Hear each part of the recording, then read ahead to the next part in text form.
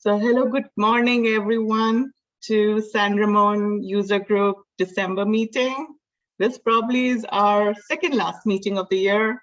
We have one more coming up for the Dreamforce New York City chapter. We'll be joining with other groups for a watch party, so feel free to join us for that.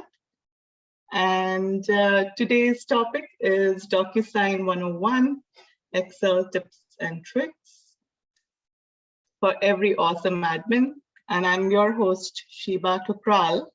I'm 7-time certified. I've had 15 years of mass communication experience, 10 years in technology, 5 years in Salesforce.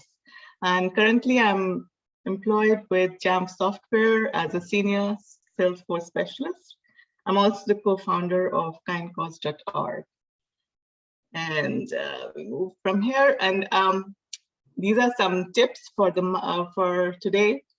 I recently participated in Campfire Stories by Stacy Whitaker, and it was a great experience. If you have a story to share, you can hit her up. She welcomes everyone. And we have a new success center that's live. It's a centralized destination of resources. So there was a need for centralized destination for resources, and they've come up. So I'll post all these links in the chat shortly. And then Dreamforce New York chapter is on. Please, can you mute yourself if you're not participating? I'll appreciate if you can mute yourself, please. So Dreamforce New York City is on December 9, and you can save your spot through this link. I will be posting that. And Andy Engin has launched a Udemy course on flows. And Andy and Terry Tippett, very well-known superheroes of flows, have launched their office hours to help us to migrate automation to flows. So I'll be posting those links and you can benefit from that. So today's our very esteemed guest. I'm so excited to welcome Lauren Dunn. She's a senior Salesforce evangelist at DocuSign. She's had 10 years of Salesforce expertise. Her past roles range from architect. Apshita, can you please mute yourself if you don't mind?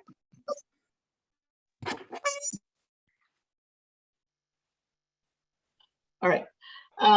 So past roles range from solution architect to admin to developer. And she's been 2-time Salesforce MVP. And she's the founder and host of Ohana Coffee. And it's a very well-known group. I recommend you all to go and participate in it. It's a very friendly, fun group. And as the name suggests, it's like Ohana Coffee. So you network, you talk about all things Salesforce and all things not Salesforce as well. So you're free to chat and network there. So I give it over to Lauren to start her presentation. I will stop the share. Awesome, thank you. And bear with me 1 second. Oh, you need to make me co-host? Oh, yes. Yeah.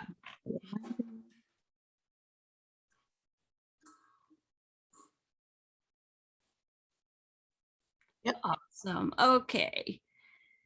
Also, if anybody has questions, feel free to ask Lauren. It's an interactive session. Yep, completely interactive.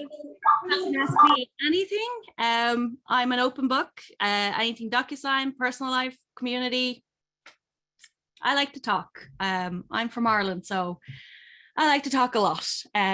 So feel free to just unmute and say, hey. Okay, so I'm here to talk to you about DocuSign 101, and these are basically frequently asked questions I get asked by folks in the community. So if you're new to DocuSign, hopefully this will help you on your journey. If you are a DocuSign veteran at this point, hopefully these are some refreshers for you. I'm just gonna, there we go.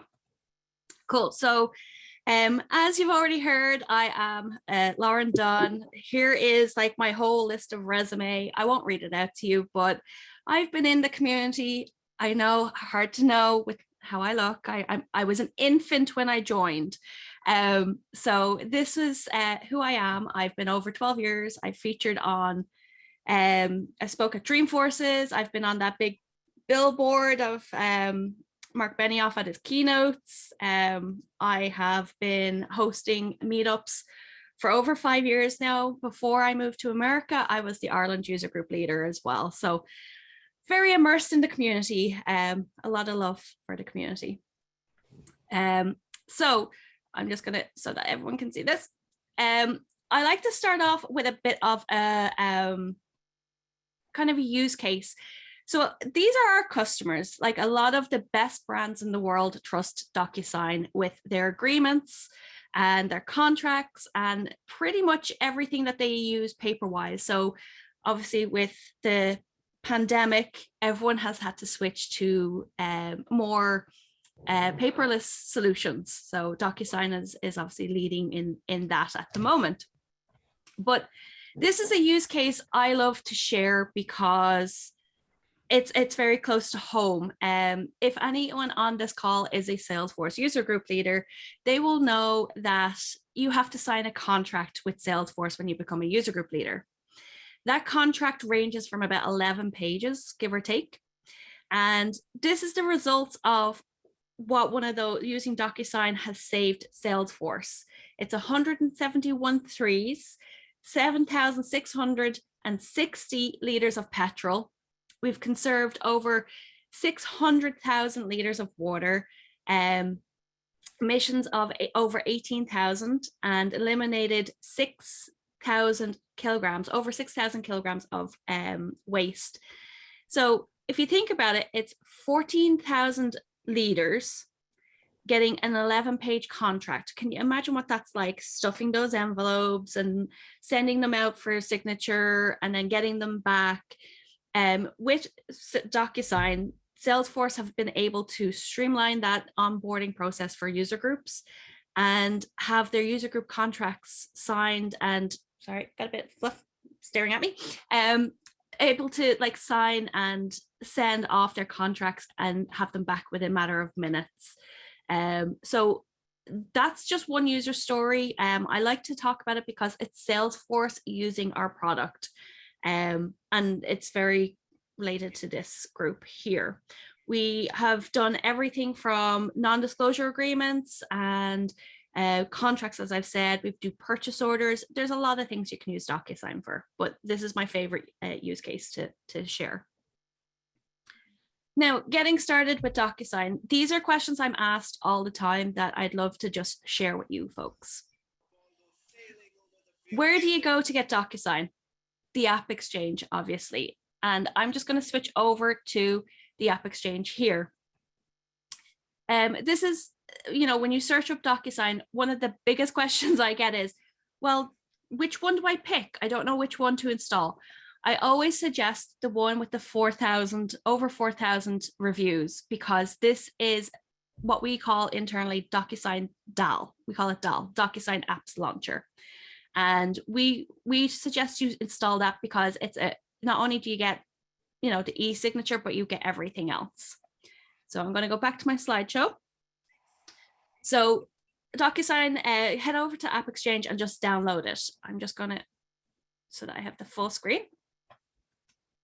Now, when I say DocuSign Apps Launcher or DAL, this is what is in it. And I know you might go, well, hang on, I only need the e-signature. I don't need Gen, I don't need Negotiate. None of this stuff is active on my account, and that's okay too. But if you are progressing in DocuSign going further, I'm just gonna, sorry, there we go. As you like develop your DocuSign journey, you may need Negotiate and Gen and the Apex Toolkit and CLM, and it's already installed for you. You just need it enabled by your account manager. So when you're installing it, you don't necessarily have to use it all, but it's there in case you need it. And that saves you having to install different managed packages. It's all in one little nice package. So that's why I like to call that out as much as I possibly can, because we get a lot of confusion over that. But I only need e-signature. Why am I getting all the rest? they're just there in the background for if you ever do need them. Moving on, the Agreementclaude, and there is a point to me showing you this. I'm not a salesperson. I'm here to help my fellow Salesforce admins and developers. I don't believe in trying to sell to people, so this is definitely not a sales pitch, so please don't see it that way. But this little visual here helped me in terms of understanding the DocuSign product, which is why I've put it here. And each color, believe it or not, actually represents a different product. And that took me a little bit to get. Working internally, you just see these things and you're like, okay. But prepare obviously has Gen, guide, negotiate, manages like your record, search, and insights. Sign obviously has identify, and e-signature and click. And act is pay and trigger updates and stuff like that. So each color represents a different aspect of the product.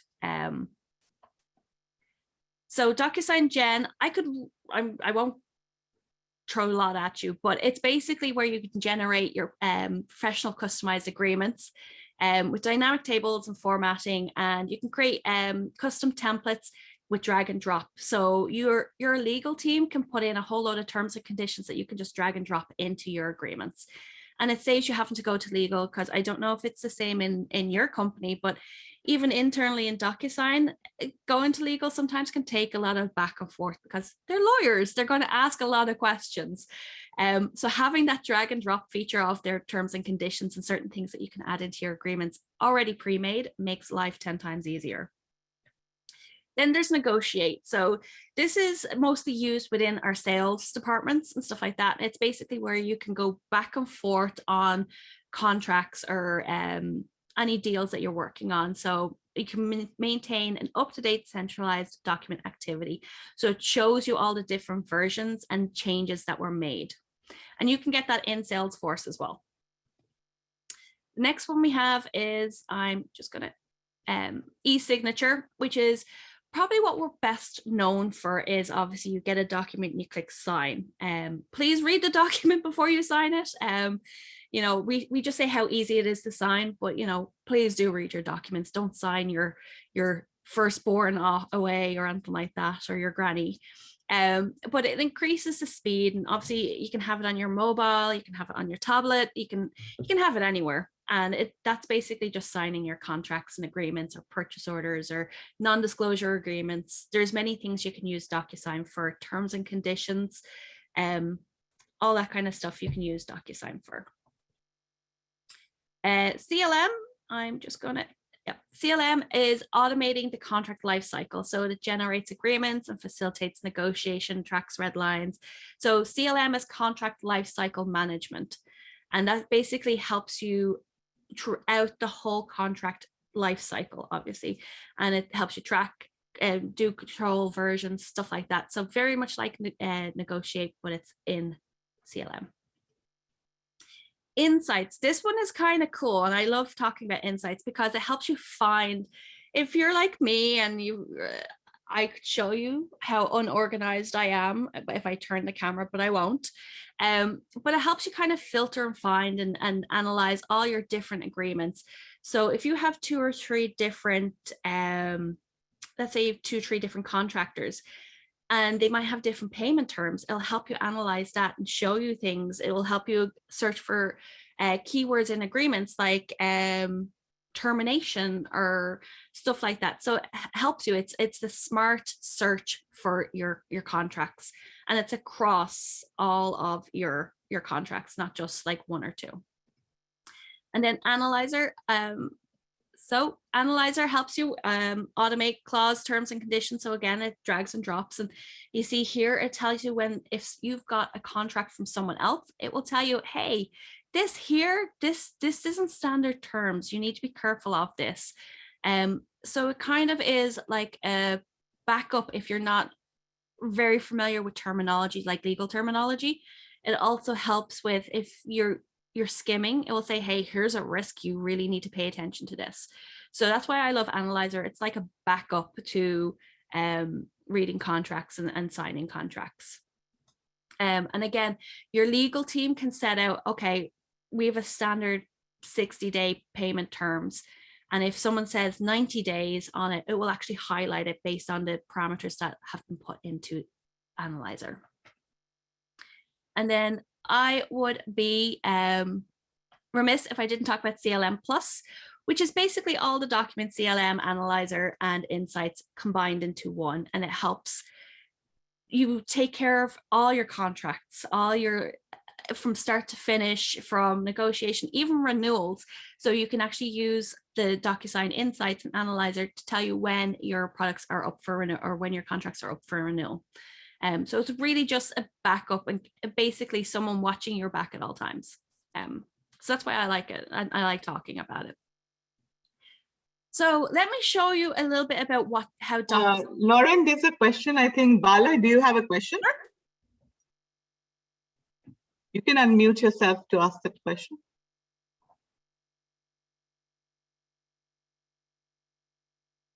No, Sabina, I'm good. You're good? Oh, okay. Sorry then. All right. Go ahead. Sorry. No worries. Feel free to ask questions. You know, I'm here to chat. I'm not here to showcase to you. I'm just here to chat and have fun with you guys. So one thing, I'm not going to go into a full-on demo because I don't want to take up everyone's time. Hey Lauren, on that note, I would like to know about like what's the difference between CLM and negotiate if we talk about, like you said, and it's both like back and forth whenever things are going on, it helps us to keep the track. Mm-hmm. So how are the two different? You can say? Yep. So let me go into CLM here for a second. So CLM generates the agreement and facilitates negotiation. So negotiate is just going back and forth, whereas Okay. CLM will help you generate it and track red lines. And it also connects and tracks business processes across contributors and reviews and approves more. So it's just basically, it's like negotiation, but a higher level of negotiation. And it will include a lot more in terms of, you know, help you generate the contract. So if you don't have DocuSign Gen, oh, sorry, let me go back. If you don't have DocuSign Gen, for example, CLM is Gen and negotiate kind of mixed together. And then negotiate, let me go back here. Negotiate maintains an up-to-date, so negotiate is within the product going back and forth. It detects any changes that your signer has done. And then CLM kind of helps you manage it all in one centralized space. So that answers it. Yeah, thanks. No worries. It's just a higher level of negotiation. It's kind of like Gen and negotiate kind of mixed together. That's how I view it. You know, it helps a little bit better. I like it anyway. And Lauren, a follow-up on this one is like, in case there are like 5 people back and forth signing because, you know, they're 5 people team, like sales manager and all. So do they have different color coding on the document to show that who made the change and for audit tracking too? Mm-hmm. Yes. So with the tracking and changing, it will be, so if I send out the document to 5 different people, it'll be your name next to it. So I've changed this, and then, you know, someone else has changed this. And so you can see very much like Google Docs and stuff like that, if you've ever used Google Docs, who has changed what and the version histories. And then the sender of the contract will have to approve the changes. So it's not like you can remove a line and go, oh, well, it wasn't there. You have to, the sender has to approve the changes. So there's no way around someone trying to, you know, get one up on you, or, you know, trying to change the payment terms to give themselves a little bit more grace. The sender has to approve the change. Sender will be the main editor of the document, or owner of the document, you might call it, right? So yeah, negotiate's kind of like a suggestion, and then you have to accept it. Got it. Yeah.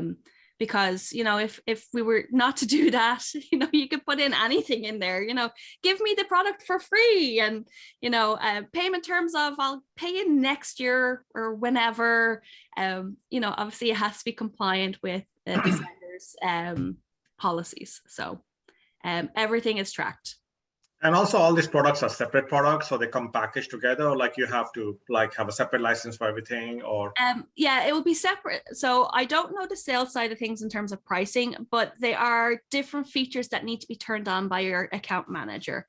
And there's certain, depending on your licensing, there is certain different pay. Some are add-ons, some are out the box, some are just like additional fees. Got it. But once you install the DocuSign Apps Launcher, you have all these in your, actually, let me show you because it's better to show you. Right. Once you install the App Launcher here in Salesforce, as you can see, I've got CLM, I've got Esignature. I don't have Negotiate in there, but it's all in here and they're all turned on. They can be all turned on for you. Okay. It just depends. It's all done obviously by your account number here. I'm in a demo org, so I don't have everything set up because they don't tend to give you a lot of privileges in a demo org in DocuSign unless you specifically request. And this is just like the org that I play around with my mom, actually, trying to teach her DocuSign. Yeah, it's quite fun. She'll get there eventually. But yeah, this is what it looks like when you have installed it. You've got your CLM, you've got your e-signature, there's usually Negotiate in there, and you've got your different components. And then user management. So if you can add as many people as you want. You can search by name.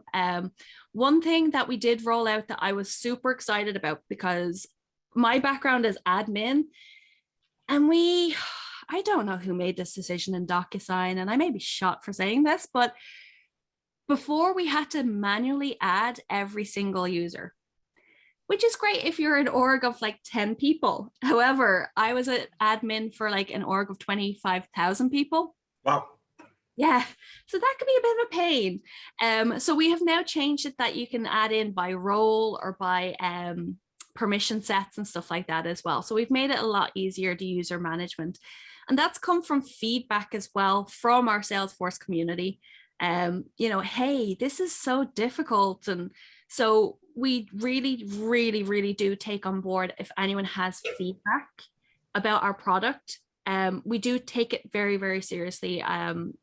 We work with, I have a feedback council that I meet with once a month, and it's usually if someone comes to me in a DocuSign meetup and says, hey, here's a problem, or even on social media. So I have folks contact me on Twitter or on LinkedIn and say, hey, here's a problem, or here I need some help. And then we will talk about those if there's even discrepancies in our documentation. So it's a big council of folks that get together and we talk about all the different stuff and feedback that we get. So if you do have feedback, I will say, give it to me, because I'm your champion. I'm your foot in the door, I like to say. So I'm your behind the scenes guy.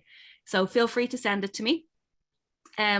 But this, as I said, is Apps Launcher, and here's your Gen templates. I have one here, and then there's envelope templates as well. Gen templates are kind of cool. I will show you here. I'm going to just quickly edit this one. It takes minutes to set up, and it's like a guided setup in the background. And thinking about it. Meena had a question. Meena, do you want to unmute? Yeah, I can. Since it is a paid app, do we have some trial version to get hands-on? I'm a new admin, but I would love to try it in my day walk. And I can show you how to do all that. It's actually in my presentation. So if you can bear with me for like 2 minutes. Perfect. Thank you so much. So if you are setting up a Gen template, you give it the opportunity, the object. You have all your objects within Salesforce. You can add a field. So what data fields do you want to pull stuff from? You can upload a document. So that's the only thing I will say is sometimes you have to have your document already created unless you have Gen completely configured in your org. So this is, I'm a Scoutmaster. I'm a committee member of the local Boy Scouts. My husband's the Scoutmaster. So I use this one as an example. You can preview the documents and make sure everything is okay. And then my favorite one is to create the button. I'm a click snap code girl. And then, oh, it's not going to let me do it, but you can actually configure the button. You can just call it whatever you want, and it auto creates that button for you, which saves a whole lot of, because if you're old school, I'm a classic girl. It was like a Java buttons and stuff like that. And, you know, we're now in, I'm going to just go to sales. We're now in the whole like Lightning, making things easier. If you're not a coder, that's okay as well. So I'm just going to show you here. Hopefully I have a button that I can show you. I don't think I can. There we go. Closed one. Wait. It's not going to show me my buttons, is it? Details. No, we had buttons where you can basically. Oh yeah, there it is there, SMS test. So you have all your different buttons here. You can go submit for approval, SMS test, new case. So this is usually my button that I've created. And it generates the document and I can click it and send it. You can also, one of the new cool features we have is being able to send it to your phone by text message. That's super, super cool. Reason being, not everyone reads their email straight away. And if it's an urgent document, you can just literally text it to them if you have their cell phone number. But that's some of the super cool features. But onto the, bear with me, onto the help and resources. So one of the questions was, how do you get a free demo org and stuff like that? So DocuSign University, very much like Trailhead. If you're used to Trailhead, if you're addicted to Trailhead, such as myself, DocuSign University is the way to go. Again, it is completely free, and it is just self-paced courses, and you can just go through them. We also do have some paid courses that you can use. So we have some self-paced learning, hands-on labs, and they're complimentary offerings. You don't actually have to be a customer to avail of these. Very much like what I advise folks in the Salesforce world. If you're using Trailhead, use your Gmail account. Very same with DocuSign University. Use a Gmail account or a Hotmail or an AOL account. We really don't judge. But use a personal one so that you can take those learnings with you as you progress in your career. There are some paid offerings. Obviously, there's a specialized deep dive course, and that's with a live instructor-led. It's a live instructor-led course. One of them would be, let's say, Apex Toolkit. We have a course there that Sasha, one of our amazing instructors, and a lot of us contribute to. So that is an amazing course to do. And then also some custom trainings and videos. So if you are an owner of a company and you want to have some customized types of learning plans or different customized videos or hands-on learning, we do offer those as well, but it is a paid offering. Everything else is completely free, completely different modules. And then you can also, we don't call it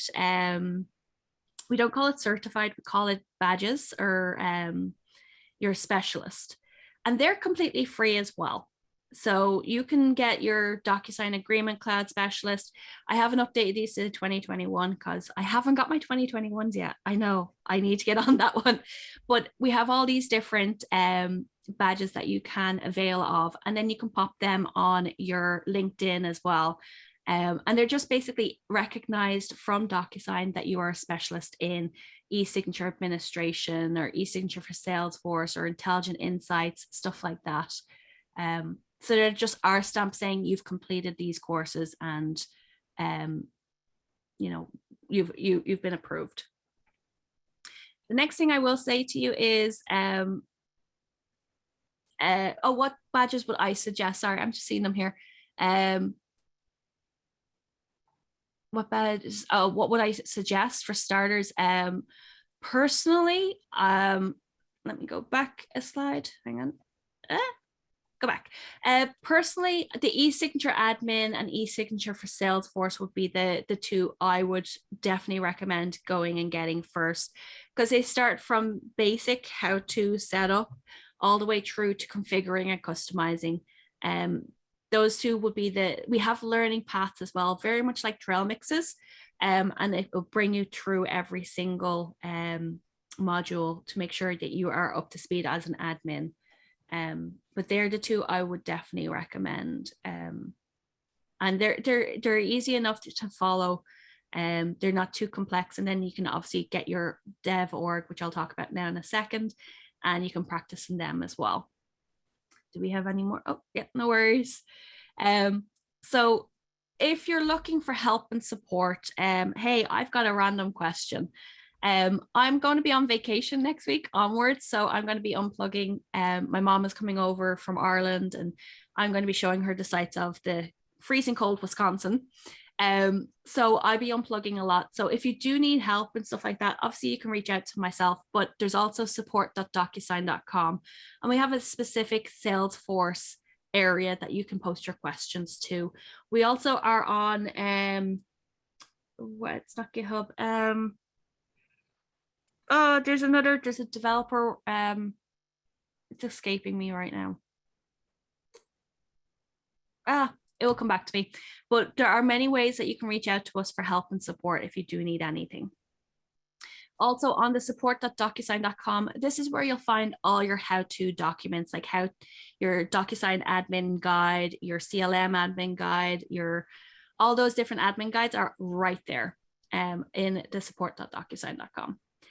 And then onto the developer center again. So if you're a developer and you're wanting to customize and you want to use Apex Toolkit and stuff like that, or even if you don't want to use it for Salesforce side of things and you want to put DocuSign into your own app, this is a great resource to go to. We have SDKs or software developer kits in there where you can basically just go and check out codings and different APIs and stuff like that. So that's the developers.docusign.com.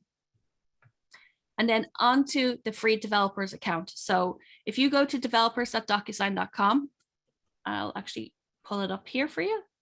Oh, sorry. Let me share again. Didn't mean to click that button. Hang on. Let's make it small. There we go. Okay. If you go to developers.docusign.com, you'll see over here, there's a developer account. You can log in or you can create an account. Accounts are completely free, absolutely free. Certain features may not be enabled, and that's okay. If you contact customer care, they may be able to enable them for you. For example, merge fields. We have noticed there is a bug in the system where sometimes they are enabled for some folks and other times they are not. But a developer account is the best place to go and learn and play. And you can connect it to your DocuSign developer account as well. Or not your Salesforce developer account. So many tools to talk about. So you can connect both together. And then you can play and send, and even in your developer account, you can send by mobile and test that out as well, which is kind of cool.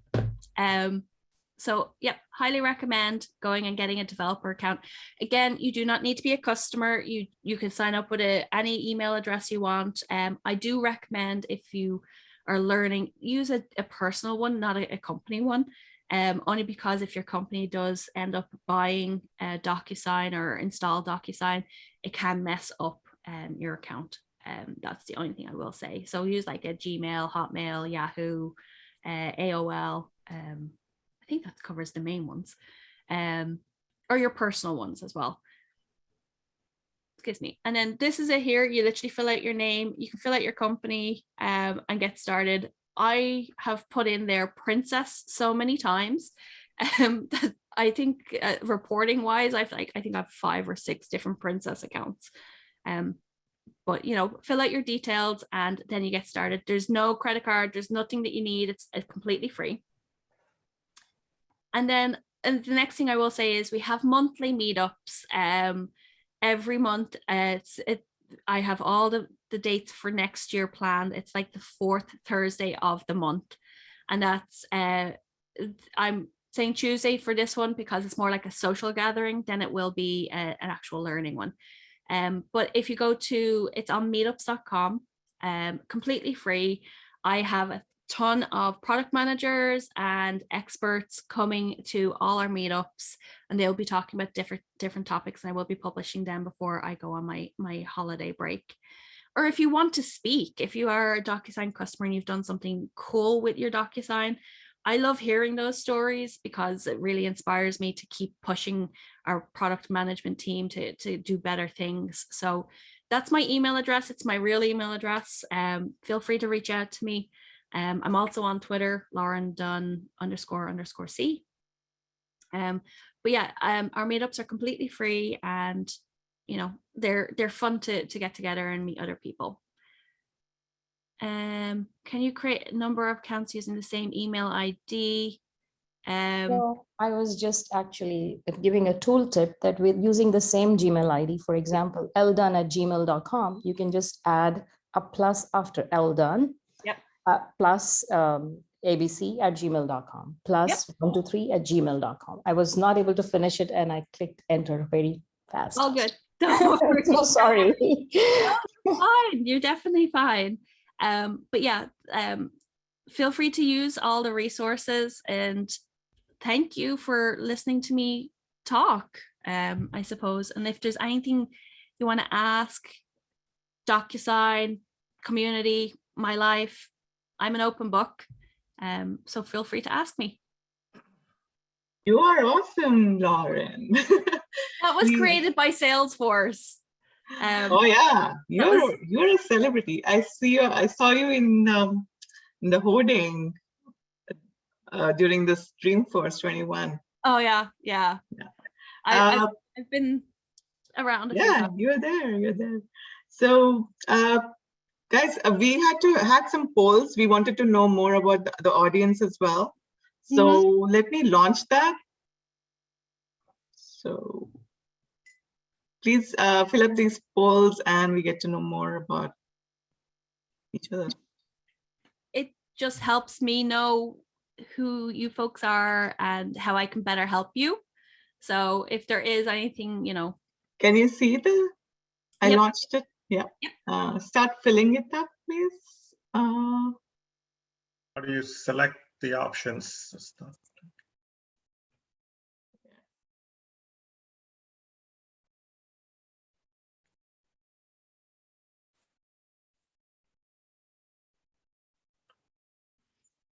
Yeah.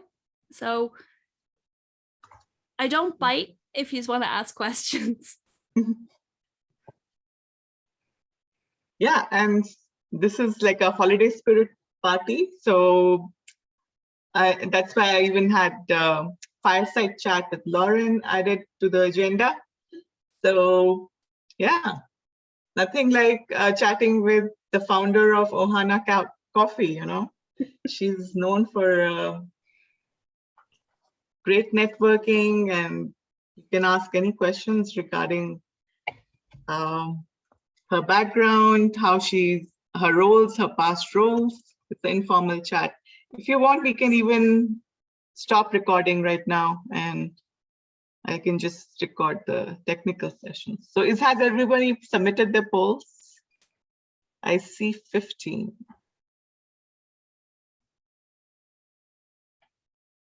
All right, I'll end the poll. Are you in agreement, or Lauren? Yeah. All right, let's see. Share results.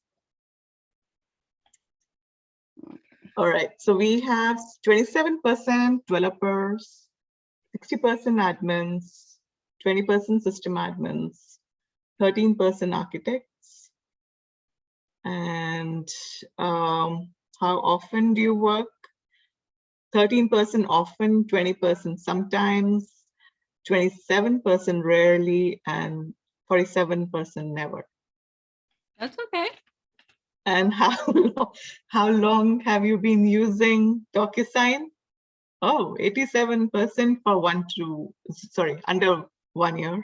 Yeah. And for 3+ years, there are 13% people. Thank you for the job. And do you have DocuSign integrated with another software?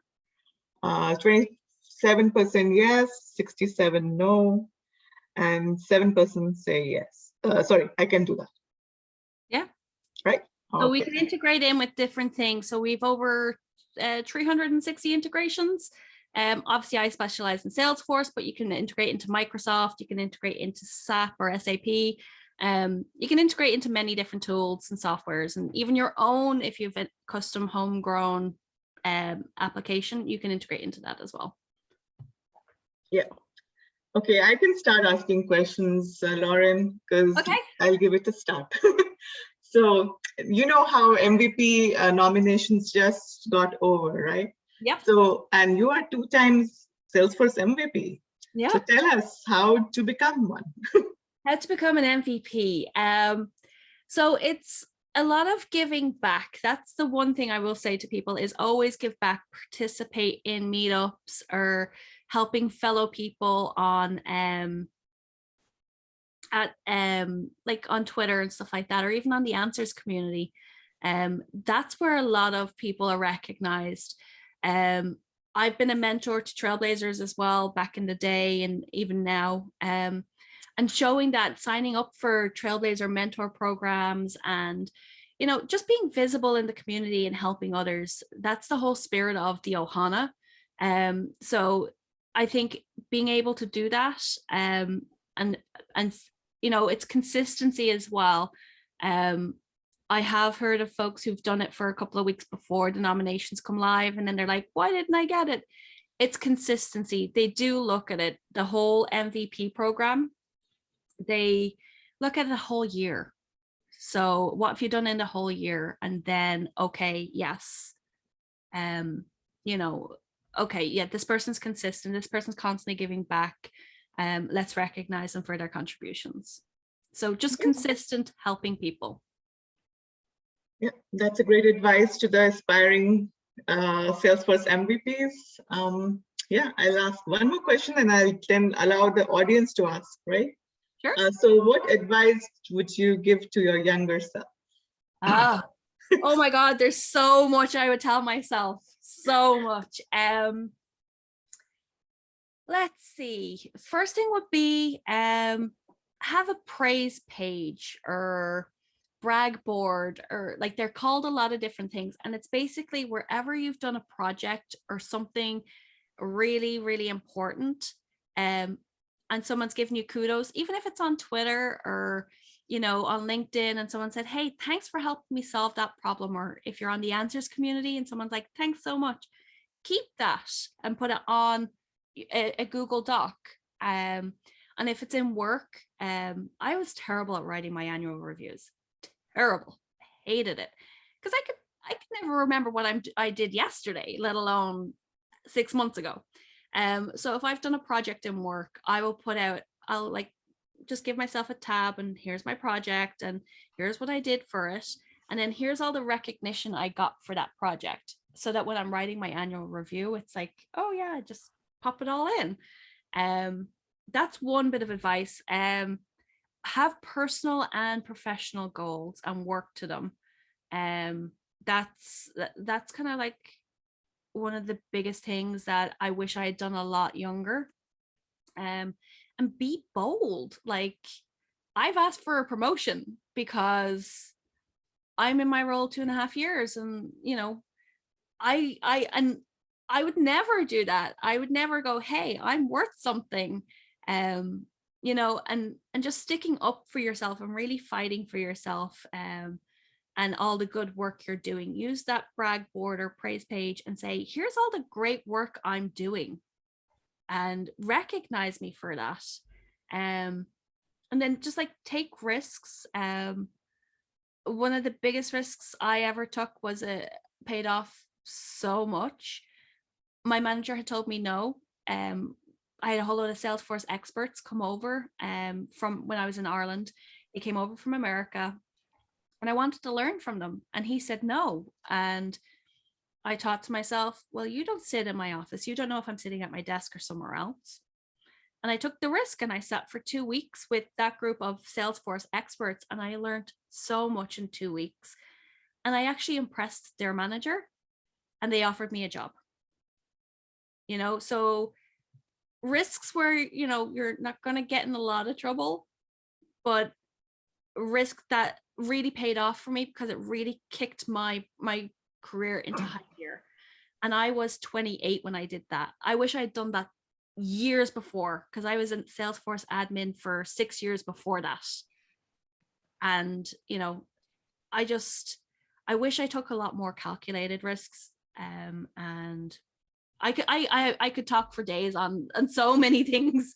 But just setting goals, having your own like praise page, and taking some risks, knowing your worth, and taking some risks should pay off for your career. Yeah, so everyone feel free to unmute and network right now. Yeah, this is an open session for 20 minutes with the presenter, fireside chat. I'm missing the fire in the background, Lauren. The file? The fireside chat, yeah. right? Hang on, I can light a candle. There That's we a go. good thought. Hang on. There we go. We've got some fire in here. That's good. I'll warm my hands up to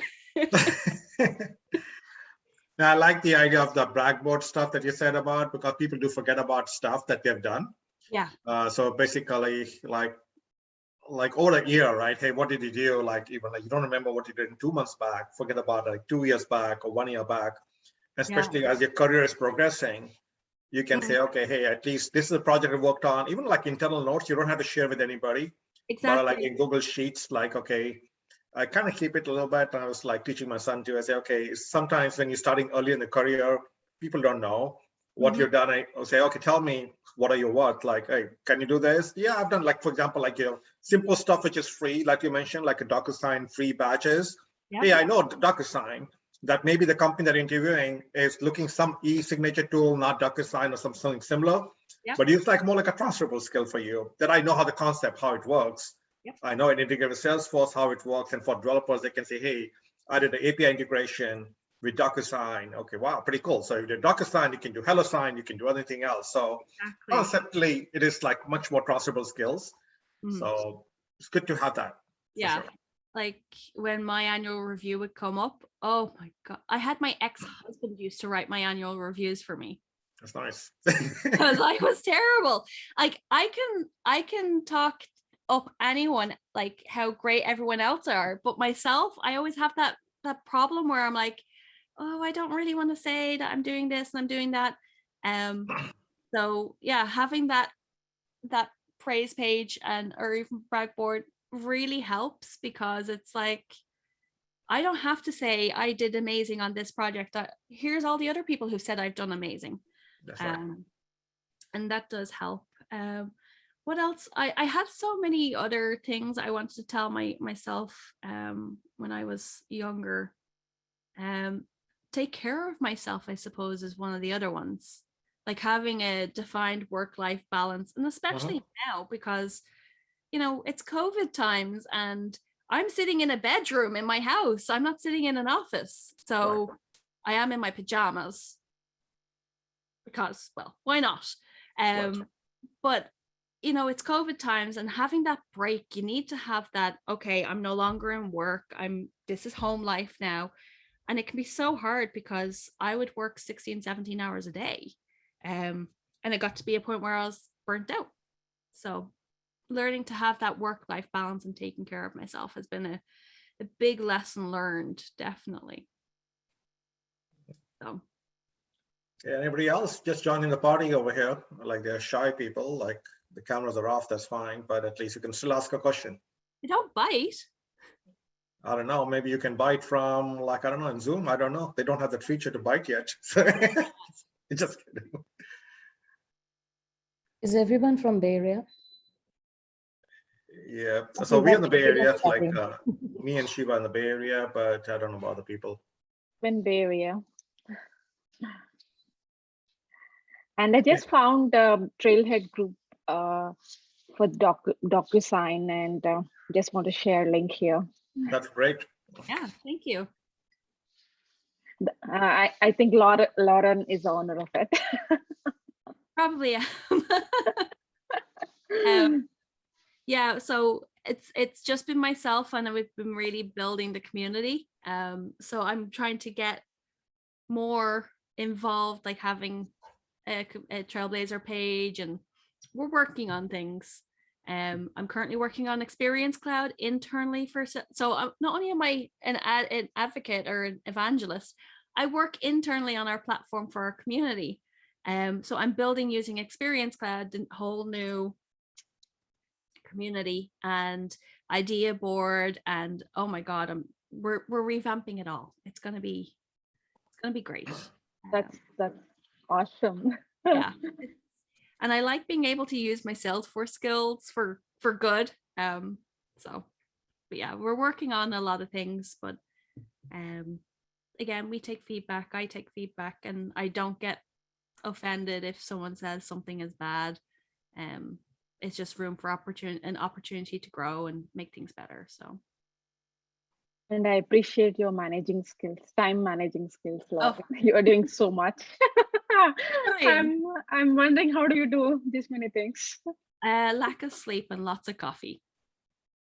That's a lot of coffee. But I'm based in Wisconsin. To answer the question, I'm based in Wisconsin, originally from Ireland, and DocuSign transferred me over, and I married an amazing man who's also in the Salesforce world. So he gets, like, I don't think there's a conversation we don't have at dinner where it doesn't involve some form of Salesforce. He's a consultant, so it gets pretty crazy. We try and solution each other's problems. It's great.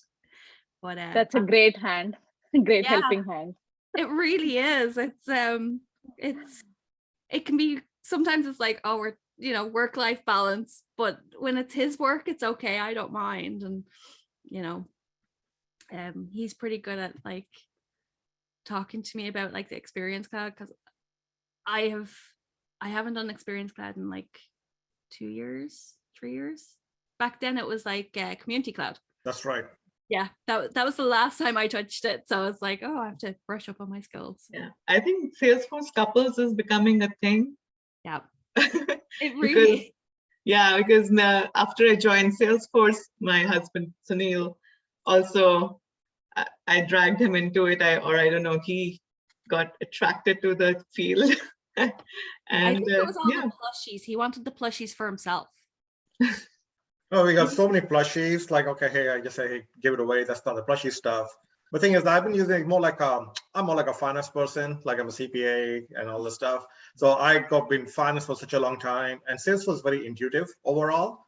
Yeah. And I've been helping startups on like multiple, like how to improve the systems and processes to become more efficient. Mm-hmm. And that's why we set up this nonprofit. The goal was to help out the other nonprofits become more efficient, like do more with less. Yeah. And we do have DocuSign too. We did not implement it totally because it was like not integrated with Salesforce, but we do have DocuSign, and I've got the best products using on those ones. And coming, maybe Lauren and I'll compare like notes with you. We're working on a project on Agreementclaude too, and more like it's also like primarily the goal of the Agreementclaude would be to basically put the projects which are out there for the volunteers or anybody to work on projects, but primarily related to Salesforce, right? Yeah. And also to give them exactly what skills they would need to do that project. And along with that, on the volunteer side, also to show the projects they worked on. It's more like a kind of simple, like a modified job board in one way. The volunteer board on the pro bono basis, people want to help out other nonprofits. Yeah. Nonprofits can put the projects on, as well as people who have worked on the projects, they have their own blackboard already set up for them. So rather than people say, hey, I work for this nonprofit, I did so much stuff, like it's all bragging in the air, but rather than it's like with the validation proof along with that too. Yeah. It's all on the Agreementclaude. So maybe we had a small hiccup on that one. So I did not launch it because we had apply now button. We had LWC using and all this fun stuff out there. Yeah. But the apply now button doesn't vanish after someone has already applied for a job and the job is no longer there. So like small hiccups there. That's why I never launched it, but it's kind of there. So we'll be launching it. And that's why maybe compare notes, because sometimes with one small thing, you can't launch a product because it looks sloppy, right? Oh yeah. It has to be 100% done or not done at all, right? Kind of thing, right? Done right or not at all. Exactly. Exactly. That's the thing. And but the problem, like you think like you got 20 steps to go on, like from ground floor to first floor. You've done the 18 steps. No one cares. You have to take the last 2 steps to get the whole thing done, right? Definitely. And also we've been knocked down those steps a few times. So, it's like, oh yeah, no, hang on, let's take a couple of steps back. And like our criterias have changed so many times. That's right. For ours, again, you can't just stick to the parameters, and then processes change, and it's not that it's taking too long to bring to market, but it's just, oh, this new feature's come out, or oh, we want to do this now, and oh, can we do that? And it's like, right. Okay, and so we're just going to take 5 steps back, and yeah, it's been a journey. I came onto the project a month and a half ago. And I'm also doing like ideas for product managers. So hoping that eventually in the background, when we have all these crazy, amazing ideas, they still won't change DocuSign to bright pink. That was my idea. And they said, no. I'm working on it though. I honestly, I'll break through, I will. But we're working on like an ideas portal and stuff like that. Yeah. So. Do you think it will attract more female audience or younger audience? Maybe? So it that kind of came from like when I was very young in my admin career. I would talk about how you can do anything in Salesforce, and I was like, you can change it to bright pink, and it just became my example when talking about doing certain things in Salesforce. And I turned my developer org into a bright pink. Yeah, so I changed my whole developer org to bright pink. So now it's like my go-to example of, if you want to change it to bright pink, you need to submit the idea. And yeah, it's just something that I say, but I don't think they'll ever change it to bright pink. Would you like to talk something about Ohana Coffee? Sure. And your journey in that? So Ohana Coffee started, it was Dreamforce 2016. I came from Ireland, and Ireland had a very, very small Salesforce community. I was a solo admin. I didn't know the community existed. I really didn't. And I had been begging to go for Dreamforce for years, and I was always told no. And my very first Dreamforce was 2015. And then 2016 rolls around, and I'm working for Symantec at the time. So Norton Antivirus, they're based in Cupertino. And I was in Ireland as a solo admin, and my job was going to America, and I knew it was going, and I'd been there for nearly 12 years. So I was okay.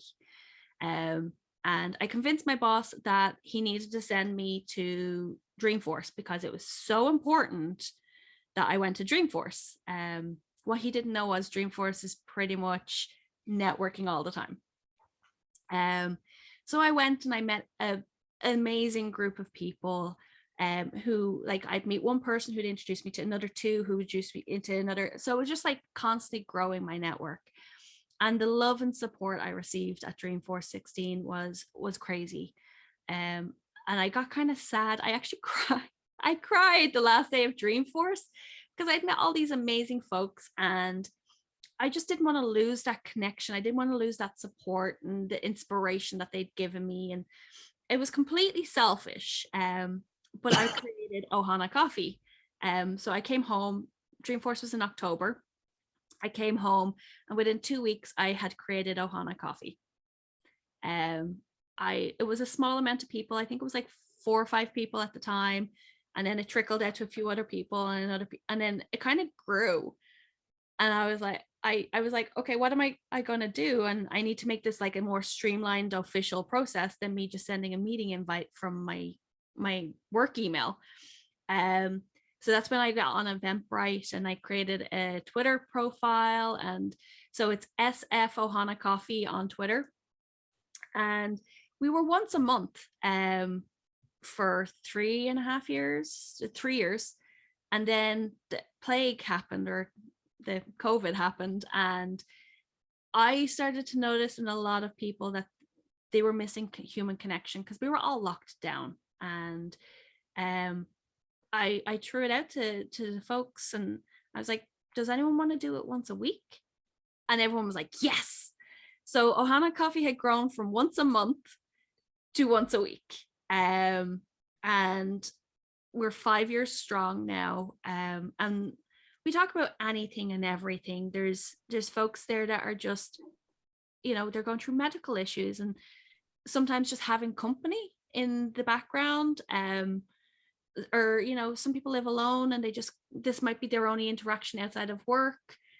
Folks, and like I've talked about my immigration status. So I'm obviously in the middle of immigrating from Ireland. I've talked about that and helped shed light on that for folks. And we just like, it's become a family. And we have about 30 people, 25 people show up every week. Some people pop in, and it's not that you have to be there every hour, like for the full hour. You can be there for 20 minutes, say hello, I got to run to another meeting, just want to say hi to people, and then we talk about Salesforce. So again, very much like troubleshooting problems. So if there's, I brought up the ideas portal or ideas exchange thing that I'm working on, and I was running into a few problems, and I was like, hey, does anyone know how to do this? And then also people were reminding that your certification is expiring, so make sure you're getting your certifications. And so it's kind of just helping each other out, and it's a nice place to vent if you're having a problem with your boss or you want to just blow off some steam.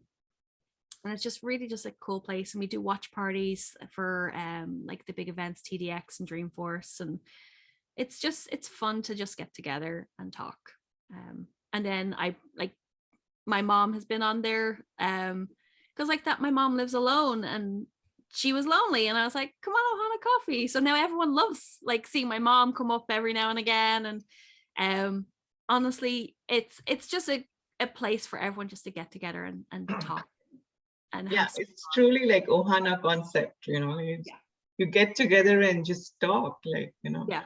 And it's funny because like we'll be in our pajamas, or, you know, there's literally no topic off limits.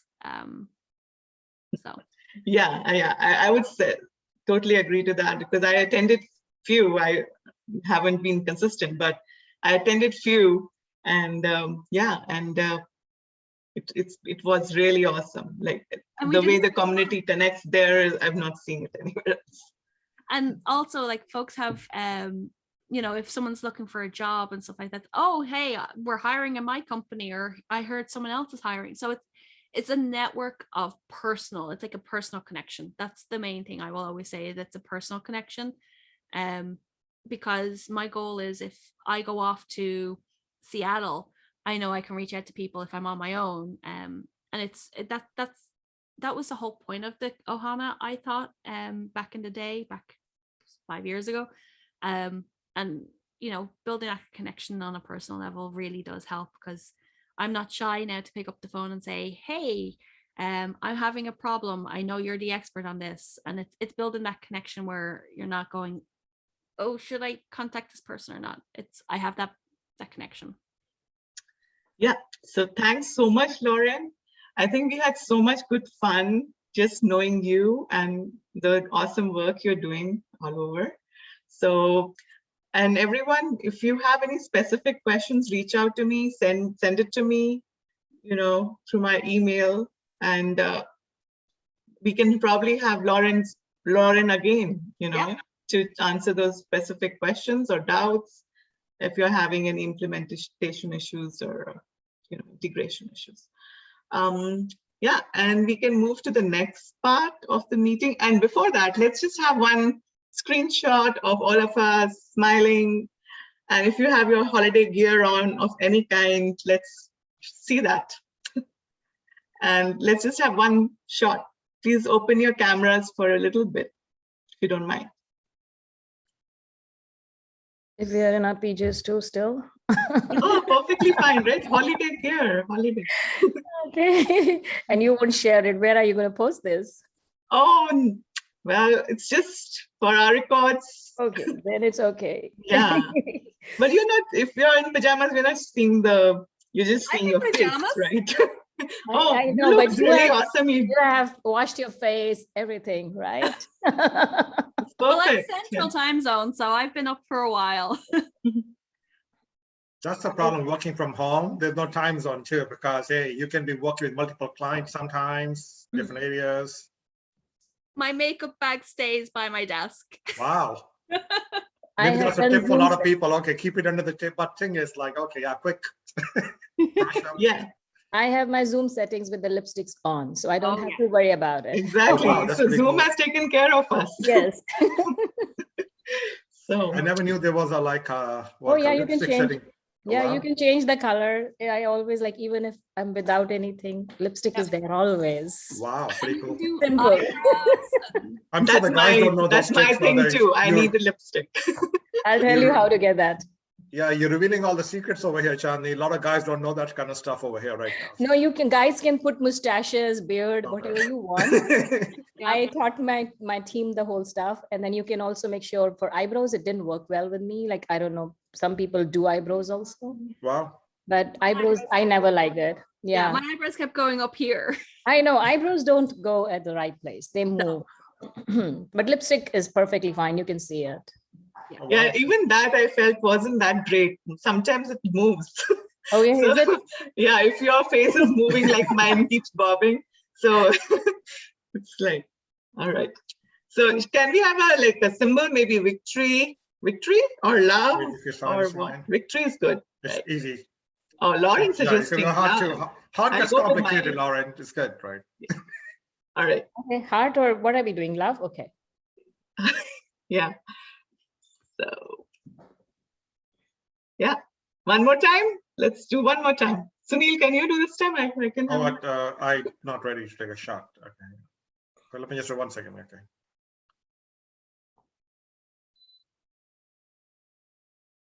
Yep. All right. We got this. We got you all. So yeah, now we'll move to the next part. So I actually asked Sunil to present Excel because he's so awesome in it. So sorry to put you on the limelight, Sunil. No That's worries. what I do. So Yes. So just did like you see my screen? yeah, sure. Okay.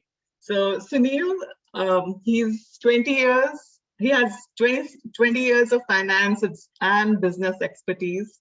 He's a chartered accountant, CPA, CFA. He's been in technology for 10 years, and he's a founder of kindcause.org. And he's the managing director of CFO Squared. So I'll let Sunil share his screen. That was a short share. And take us through the Excel tips and tricks. I'll also pop in my comments in the middle, just because I like to be heard. And anybody can join and tell other tips and trips too, because like Excel, typically people don't use that much. And sometimes it can be very helpful for a lot of people. And I can just give you basic stuff. And I don't know what level of different audience has different level of expertise. So I'll try a few things over here. So we can have this file and you can just share it with you later on if you want it. So basically just go down to the duplicates. To find duplicate, sometime you can download, like the different kind of use cases for different things. I will let you decide what the use case would be specifically for you guys, but it's good to have when you're importing the data in, when you're setting up a new organ, sometimes you need to clean up the data and re-enter it back up into the Salesforce world too. You can do multiple ways you can use the data. So I've just put some kind of tips, kind of thing, how it will work. So basically, this is the data that you get. You do not know if there's any duplicate data there. It's difficult to find it. So the final will look something like this, right? So you say basically what he's looking at is this is like where's that .jp email address? There's another one down here. You see, okay, and this is one. How do I get that? So just to do it, basically, you'd say on an email, just go to conditional formatting, highlight cells rule, duplicate values. And you can select the color that you prefer, like talking about right now, different color lipstick, you want yellow, whatever your preference color is. and you can do that way. Or you can also do a different way, or you can say, hey, I just want to see the unique values. So depending upon what you want for the use case is, you can update that. All right. So, and in this case, I did not highlight this one department because departments can be different, because that's why I highlighted the whole file. So it's gives different kind of use case just to give an effect to you how that will look like. A simple enough, I guess. Any questions? Feel free to stop me and we can talk more. Okay. Another one, it's another one. Sometimes you use text that contains the sample data with something like this. You say, okay, I want to enter the data into Salesforce. You get a lot of leads being generated for you guys and say, okay, hey, I don't want anything coming from government. Like you see all that thing from the Salesforce all the time, or I do not want .org leads and all the stuff. So what you can do is over here is just basically, again, going back to the formatting rules over here, and you can say, you can do a lot of stuff in this, but okay, in this one, text that contains, and you can say, I'm looking for .org, right? And you fill it with right and say, you can go back and say, okay, do it again and say, okay, highlight cells, text that contains, I'm looking for something with only say .jp addresses, like we have some Japanese clients out there, .jp, and you can color it different with the yellow text. So basically what it does is for you, you can either delete those records or you can import them separately. At least you have sorted it out, and you can basically sort, just another tip, just add it up for you guys. So over here, you can text by filter or the colors too. And you can say, okay, I just want to see the Japanese records. So you can copy only those data into a separate file if you need to. And if you want to see the other color, filter by color, and you can go by different records too. All right. Yeah, and also in the same tab, we have other things like range. So if your range is below some number or greater than certain number, you can also get a range out there. Yeah, in this one, there's no numbers over here, so you can't do the range thing in this one because it's just like the actual text data. But if you go back to this file again, conditional formatting, you can do a lot of stuff with it. So you can have numbers. You can have a look at other options available in that. Yeah. Concatenate is basically, you say, for example, like you got, for different use case, you might have a report. You got your first name, you got the last name. You like to bring it together as a first name, last name together. For example, I've done that. One way is to type it and do it. There's a formula. So basically, just to do that, it's just start typing in Excel. So the moment you start typing, it will start giving you some options. So basically, just text one, whatever you want to combine. So you just basically, I take this cell, I put a comma, I put this cell, and I just basically break it and done, right? Now, the one thing you will notice that, okay, hey, it just combined the text, there's no space over there. So what for doing that, you just go back over here and I did the formula. You just basically in columns, you can just put spaces and a comma. So you got with a space. Now, if you want something with a dash in between, you can even do that too. So whatever way you want it, you can modify the data. And after it's done, you can just copy it, right? Now, the one thing you have to just remember, small tip, is like, okay, it's still a formula. So once you are done, so let's put it down again and just copy the data and just go down here and just paste. But now what's happened is all the formulas have gone, like no one knows how you did it because the formulas are gone, is actual text now. So you can manipulate the data any way you want to manipulate it now. Yeah, I find that a very important part of this concatenation is to remove the formula and just paste the values. Yeah. So basically what happens is like no one, like sometimes you don't want to reveal all your magician never reveals all your secrets. So maybe you say, okay, hey, I typed all the stuff and made it all together, but at least you did it some way, but nobody knows how you did it, right? The backend.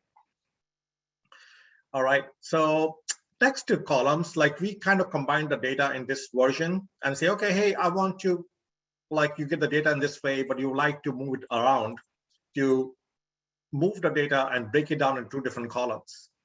And so to do this, basically, again, you just highlight, you go down to data tab and text to columns.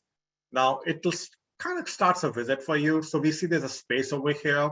So we go next. You say, okay, we can select any option that we have, a space. It gives you a little bit of indication what it looks like. Next, and you basically just finish it. So what is done is like we had first when we combined the data, in this case, we have broken down the data into 2 different columns, right? The first name and last name has been broken down to come back to this share. So depending upon, you can combine the data or you can pull the data into 2 different columns as the case may be. All right. A more complicated one is a VLOOKUP. I don't know how many people use VLOOKUP. The benefit of the VLOOKUP is basically it can look the data through multiple files. So basically, for example, I've got first name, last name, email address, marketing department in this one. I've got the addresses over here. I have the university name here. So I have the email address. So you need to find so much of data. You do not know how, like sometimes you would like to have only specific fields with you. So to do that, you use a kind of function known as VLOOKUP in Excel. And so the way it works is we are trying to pull, for example, you need to find one unique piece of information, like Salesforce also does that. So, okay, hey, we've got email address is unique to me. So, okay, so I said, okay, this is my reference point. I have an email here. I have an email address here. I have an email address over here. So what I can do is I can just pull the data from multiple sources and combine into one sheet. So the way it's done is I just put a formula over here. I'll just walk you through this. Is VLOOKUP. So I'm looking at the value of cell D2. That's basically your email address. And it is looking at the table, which is a 5B. That's the address spreadsheet. And it's pulling the column number 2 from there. So let me explain you that. So I just mentioned the columns over here, 1, 2, 3, 4, 5. So this is a column 2. It is picking up this particular field if this one data matches over here in this sheet over here. So now if I were to copy this formula, for example, into this cell first, it's still giving me the same address because this is picking the value of column 2. But if I change it to column 3 over here, it gives me the value, which is the next is city. That's a column 3. I want column 4 and column 5 too. So I go back, for example, just a few ways to do it. I'll keep it the easy way for you guys. Right, that's the wrong way to paste the data. So if you want to paste it, you can just go there, go this cell and paste in the line on the top. Otherwise, and you get a column 4 over here. Right, so once you're done, and you can go one more time.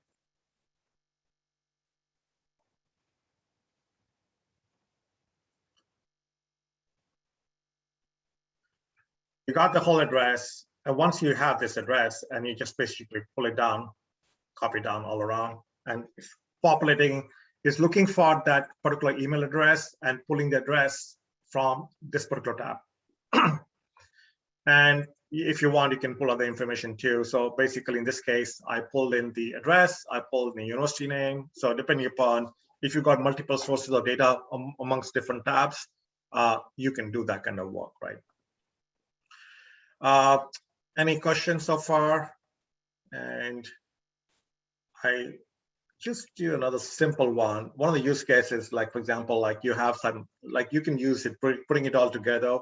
So you say, okay, hey, we got the email addresses, like you got the social number. A lot of times people say, okay, we do not need to show the social number onto the to all the people. So first of all is you can use text to columns to break it down into 3 different columns over here. So you say, hey, typically last 4 social is usual, like you can put that in one of the fields in Salesforce. And what I've done over here is I use the same concatenate command over here and just use the last 4 digits, and I can basically delete those 2 columns. I do not need this, and we can just delete that data. We do not need that data once it is like broken down, right? We do not need that data. We're just showing that, but instead of doing that, I can put, if you want spaces, whatever way you want it, you can just change it. It's just like a text over here. You just show it over here for you. If you want dashes, you want like stars, you can do anything with that. Yeah, All I right, think so that's really nice for masking the confidential data. yeah, so bottom line is like you can like sometimes like one of the use cases for people, what I've seen is like we help with some nonprofits and all. So the data comes in multiple tabs. So the VLOOKUP is a very useful feature out there for that purpose. Sometimes the data is like very confidential data is there open for a lot of people. So then we can say, okay, you can actually download the data and re-upload the data back on after manipulating on a spreadsheet. Like for example, I just showed you for the social number, you can mask the initial data and just pull it down and just put the last 4 of social there for another field. And if you want to have the full social, can be separately for different profile views for your site.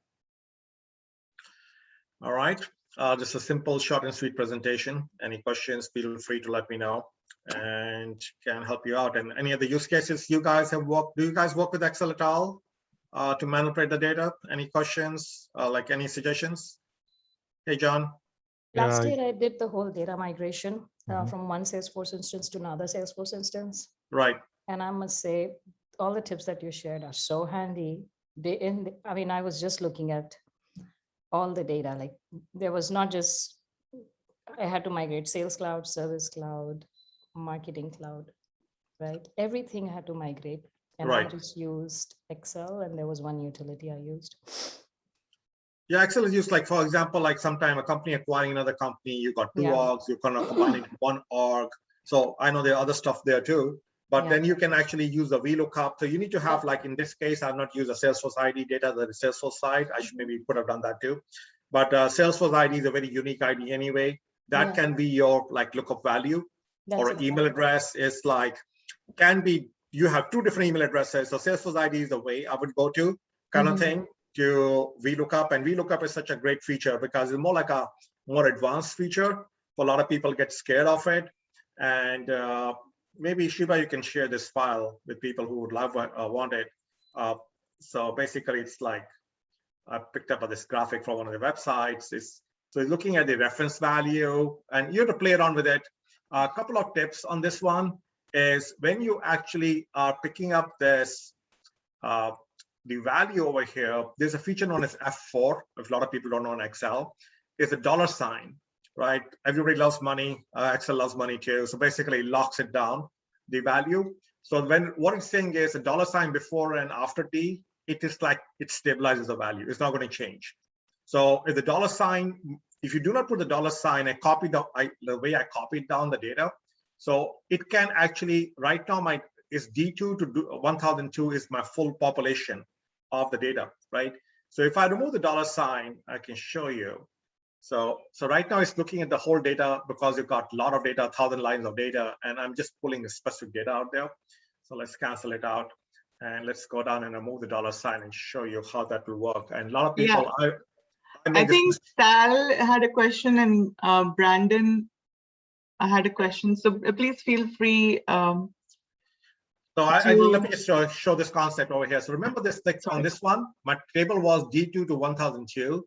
The moment I start copying it down, so it is like, it is changing D3 to 1003. So this one is like D13 to D10013, right? So very important to lock those cells in, because if I lock the cells in, so just so you think you go there and had F4, and you're done. And now when you pull the data down, it is still your D2 to 1002, right? Because you do not, so once you identify your population on the table, it should be locked in, right? Kind of thing. So it's very important on that one. Like, and I do that all the time. Hey, if my data is not working well, why? Oh, I forgot to put that sign there, right? So it's like, it's pretty common mistake to do, and you can always automate this process much more. There are many more tips. I'm sure a lot of people are using it. What are the, just, you can unmute the mic and you can ask the questions. Are we able to copy the Excel sheet? I will certainly share the file. That's what you're asking, Sal? Yeah, we can put the, Sunil, can we share it now or? I do not know how that will go, but you can like upload it somewhere in the YouTube, like you put it in and I can upload it in YouTube channel, and I'll also put it up in the Trailblazer community group. page? Okay. We use Google Sheets, some of the, yes, yeah, basically it is like slightly different, but a lot of people, like I still prefer a lot the Excel, because Excel is like it looks like in a cloud base is slightly clunky. So I prefer Excel a lot personally, rather than Google Sheets. But essentially it's the concept is the same. It might be slightly different name because of the functionality.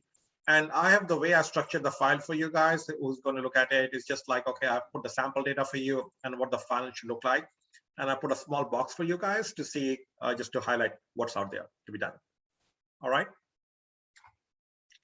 So Neil, I have a question. I think I've done one where I need to clean up data where two different sheets have two different sets of just like first name, last name, email, and then the ID. Is there a way, the quick way to compare the matching lists, like the email in both lists, and then say those match and count how many is matching and count not matching on those lists using VLOOKUP? Yeah, so you can do multiple ways. So the thing is, first of all, this is like, like you learn the ABCs of stuff, right? So this is the basics you need to know.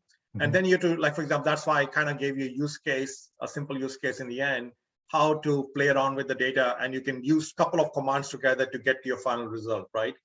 So coming back to your specific question that, okay, hey, first of all, is you might use VLOOKUP, first of all, to say, okay, in what way I can do is like, all right, I can go back and, for example, if the data is missing in this file, for example, right, if this address is not there, it doesn't, like this email doesn't exist in this file, right, and come back to this, it will give me an NA over here, right? So what happens is, in your case, what you will do is like you take up tab 1, tab 2, tab 3, tab 4, pick up one file. I like to take one Excel. You use Excel, John? Yeah. Right. So what we'll do is we'll take multiple tabs like I've done, tab A, B, C, D, all the stuff, right? And then you create one master tab, like this. I created like a master tab over here, right? And then you say, okay, what do I need? So then you can actually, one thing is I've just labeled for you guys because this is the table that I use, column 1, 2, 3, 4, 5, right? So in this case, what I'm doing is, this is like data, 5A data. This is my final product that I would like to show, right? I want to, like, coming back that I'm matching. So in your case will be your Salesforce IDs, will be unique ID, right? So right now, instead of looking at the value of the email, I can use a Salesforce ID. You can pick up anything, but that has to be unique across all the files, right? You with me so far? Right. So what we're going to do is, you got a data here, like this is universities. I've got like emails over here also. So then I'm going to pull the data. It's like your calculated data, you might call it, right? So then you say, okay, this, like in this case, I'm listening to the email, but in case you'll be looking to the ID, you say, hey, that ID does not exist in this file, right?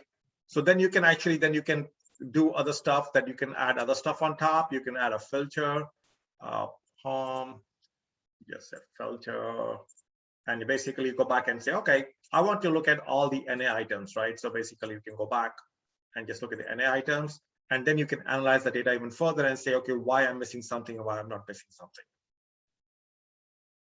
Did I answer your question, John?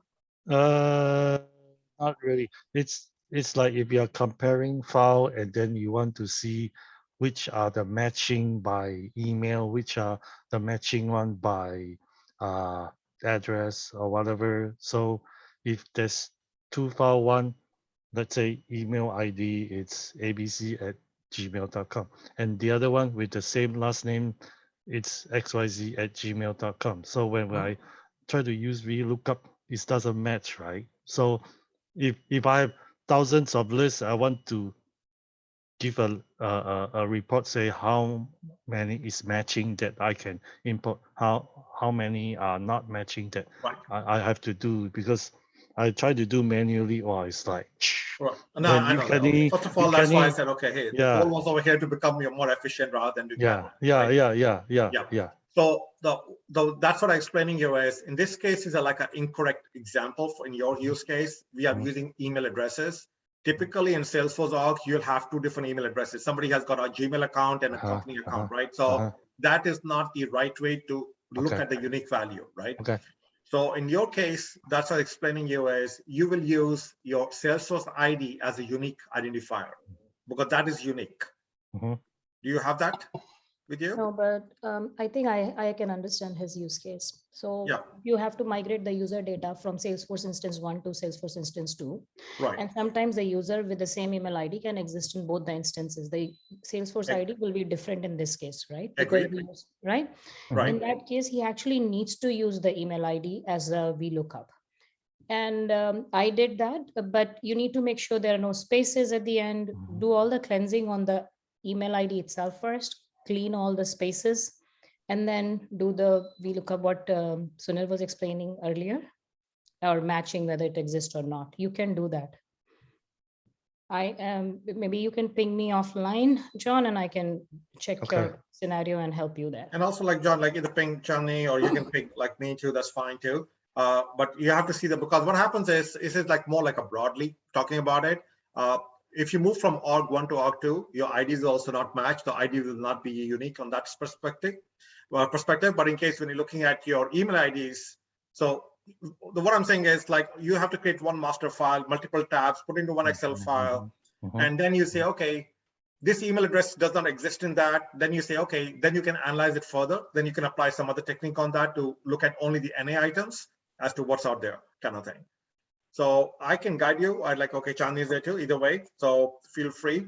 We hit like as Lauren was mentioning, is all big Ohana over here. Feel free to ping anybody. And if I can't answer, Lauren can certainly answer all the questions here. Right, Lauren? Yeah. I was just helping someone. I was just Way to put Lauren on spot. I am terrible at Excel, so I'm your last resort. Me too. That's my struggle, Sorry. No, the thing is, that's the best part is like nobody knows everything, especially in Excel too. I just use very simple techniques that you might be using right now, but it's a pretty good time saver. And like, looks like Chandni has worked a lot also on Excel too. So that's what people, if they have gone through the trouble and like John is going through the trouble right now, they know what trouble is, right? Kind of thing, right? It takes a lot of time kind of thing. And that's what you have to go and explore. For example, like John, you say, okay, this is my problem. You just sit back. First of all, I like to put all the data into multiple tabs, is one Excel file. It becomes big. I've worked with very, very huge files, right? And then you can't making a more like, okay, what data do I need to pull in? Then you start like when you do VLOOKUP, it's like an advanced feature. Then you say NA. Oh, okay, that data is in this tab. That data is not in this tab. And right now, as Chandni was mentioning, if you're moving from org 1 to org 2, your IDs will be different too, right? So you can't use an ID as a unique identifier too, kind of thing. So it's a very specific use case. It'll be different for different people, but sometimes you're pulling the data from two different like reports, like opportunity side and from the contact side and account side, and the ID will be unique in that point of case. So then you can use ID, right? So you have to, depending upon what you're doing, the use cases will be different and you have to manipulate it. But before you do that, you need to have understanding about what are you trying to do and what tools you can use too, right? Kind of thing. I think cleaning up is a real struggle, when you're importing the files. Right. If you clean up, if you know how to clean up, then you can do it. But that's my main struggle, initially. And later on, then we have to go furthermore, creating a charts and all. Charts and all is not that problem, but cleaning up is the critical. Right. And sometimes it's easy, like I know from Salesforce, it's difficult to clean up the data in Salesforce org. Sometimes you can pull it out, manipulate the data, at least you know what the data should be. And every company will have different use cases too, right? Yeah. Because like helping out a client before, they had two different orgs, they acquired different company and they wanted to retire one org and put everything into one org. So then that use case, like what Chandni was mentioning, like maybe John was same thing, because you have different two IDs now. So ID is not unique anymore. The email will be same. So how do I do that? So it's so different use cases for every small thing. But overall, you have to, like as with experience, you have to use multiple tools. Like that's what I was showing you on the case of the social number. Okay, this is in month org, but the second org, hey, it's confidential information. I do not want to keep it. So what you can do is you can use a couple of commands to come back to this kind of format and you can upload it, right? And there may be, it's not the only way to do it. There are 15 different other ways to do it too. So I just demonstrated you one way. And so what you can do, you can download the data and you can upload the data and overwrite these social numbers with this new numbers out there, which has only last 4 digits, right? Or you can even put a formula field and you can recalculate it yourself in Salesforce too. So different ways to do the same thing, right? Yeah, and question, if you are bringing the data from like a Amazon S3 bucket and Snowflake, that gets really a little more involved, right? So, Right. mhm. I guess a lot of people have thought like, nobody's going to ask me any questions. I'm having a discussion on that. It's good. Yeah, because a lot of companies, even though they're big companies, they're still depending on this Microsoft Excel, tools. You'll be surprised, like I'm an accountant, so basically I work with a lot of companies all the time, and you'll be surprised that the amount of Excel is used everywhere. Yes. So it is like you might do everything, like you say, my Salesforce of everything is like, hey, super perfect product. But other than that, like I'm talking about accounting side of things, you might get a product, but you might not get the right report. So you pull it out, we use a lot of VLOOKUPs, and you have to still manipulate the data. You would never get a final report from the from your systems. So either be a cash flow statement, and also you always have to use Excel. So I use Excel a lot in this kind of thing. So yeah, that's good. If you are really good at Excel and the Jira, then you got a job. Like that's what it is. If you know DocuSign, there's so many signs for like how you so e-signatures. So you need to know a lot of things. Yeah. It's not a question you got a job. Like, okay, people have different things. You need to have different skills. The thing is to be more efficient. So if the thing is, use tech so that if you use the right skills, you should be able to do the job faster, so you can have more free time for yourself. Maybe grab additional cup of coffee or spend time with your family, whatever it is, right? So maybe join the Salesforce or HANA chat next time because you save some time, right, Lauren?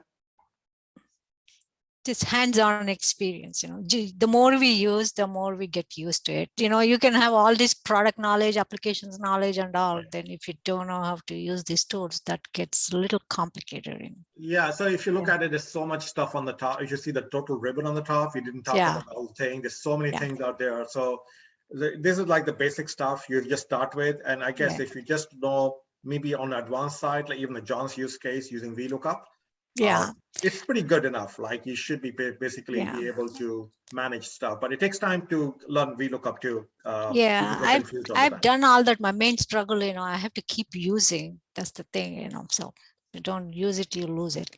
No, you use it, lose it, but you can go back and watch another YouTube video. It refreshes the memory, means at least you know what it is, right? Kind of thing. Yes, There's something called Salesforce VLOOKUP too. I've put the link out there. Oh, great. Okay. Yeah, it's like a validation basically. So for instance, if there's a zip code and say it's not a California zip code, and it's actually Wisconsin zip code, then it will show up an error. So you have to change it to Wisconsin zip code, then you can save the record. Yeah, then mapping is another thing, right? So when you're doing the mapping, also gets a little tricky. Right. It looks like you have a lot of fun, Shanti. Yeah, thank you.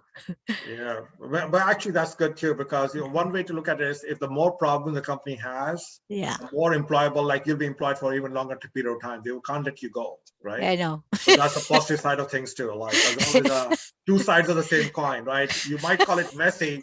Think like this, right? You push a button, everything comes out automatically. Why would they need you? I know. My main thing, I have to blame it on myself. I have like some kind of a fear getting it. I should have done it, a long time back. It's not a big thing, but you just have to feel, okay, I can handle. That's the way I was putting it off. So it gets you at the end. You have to do it anytime. Yeah. And by the way, Shiba did a podcast too on like failing. And I'm talking about, Lauren was talking about that too. Like, hey, telling my younger self. And I tell the kids the same story too. Fail often, fail fast, fail quick right now, because like this Excel spreadsheet I showed you. Yeah, it's like learning, right? It's so like when you are a toddler, you have stumbled many times, you fall many times before you learn to walk, right? It's just like that. So we are all just humans, so it's I going to be like know. the same learning process. We are not going to get it first time. Yeah, thank you. And another one, Tableau. I'm trying to get hands-on on that. That's pretty awesome, visualizing, Yeah, the Tableau. data. We have Tableau too. Like Yeah. we try to use it a little bit, but I'll be going in there. Like we'll be integrating Tableau with our like a nonprofit org that we have, kind Oh, of thing. good. So Yeah. we did some kind of Tableau. It's like it connects to Salesforce, and one thing is like the goal was basically the purpose was, for example, to keep it all integrated. Number one, and all automated too. For Yeah. example, what happened in the main thing is about transparency. Even like Mark Benioff was talking about it too. The more transparent you are, the better it is. So Yeah. my goal was basically in the nonprofit is how many people are volunteers working, what's the actual revenues, everything you can put into Tableau and visualize it, and you can publish it automatically. Yeah. So basically it's like publish it to the world, right? Let them see Yeah. if good or bad, what the data is. Because the more you hide things, like Yes. people like, they don't trust you, right? Hey, Yeah. you're telling me a story, but I don't really buy it, right? Yeah. You say that's a story, you like it or not like it, but it's all transparent for you guys to look at. Yeah, I think Tableau dashboards are awesome. You can Yes. hover, you can hide, you can open, especially presentations, when you're doing, it gets very handy. Right. But, Yeah, let's go to the last part of the meeting. okay. It's Sorry. Kahoot. So last but not the least, I think everybody wants to give a hand to the chance to win the winner will get the Price. certification voucher, right? Oh, wow. All right. Yeah, so kahoot.it, you can even log in through phone if you want. I'll be sharing screen. You'll be looking at the questions and you'll probably be seeing just 4 boxes of 4 different colors. And I'll share the screen and you will see the question and the options on my screen. So you have to select the colors and that's how it goes. I'm trying it for the first time, this too. So wish me luck. Right. You always have to do new things all the time. Even I guess like all the successful people do that. Like Lauren was saying the same thing too, right? So it's sharing screen. Let me know if you can see my screen. yes. Okay. So it's loading the game pin. That's the game pin. Can everyone see it? 7377118.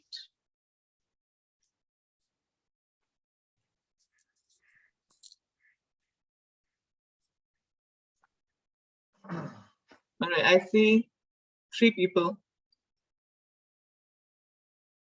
Okay, I'm seeing people joining. So where do I go through? It's kahoot.it. It's in the Oh, chat. I'm not able to hear with the music. Okay, hang on. Is it in the chat? This side? I'll put the chat. Yeah. kahoot.it. I just put the link in. Sorry, hang on. Yeah, Kahoot, kahoot.it. Yeah. Please join. Yeah, Sunil, thank you. 14 people have joined already. Anyone else wants to?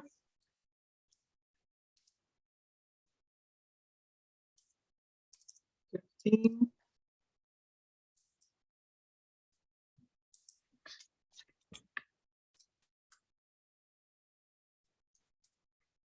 All right, should I start or does anyone want me to I wait? guess you can start. Yep. Anybody has problems, you can just put a chat message. I believe everybody should. All right, 16. So I'm not able to see my nickname. I already entered. Good. Shanti, right? I see. Yeah, you. yeah. Mhm. I So see go you. back to your screen now. No. Yeah. All right, should I start now?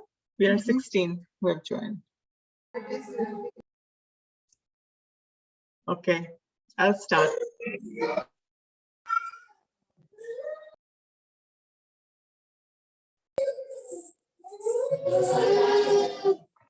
Can you mute yourself?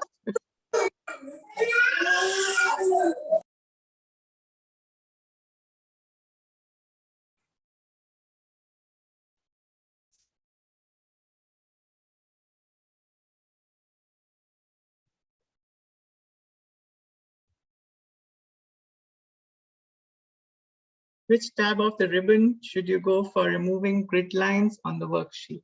Choose a color.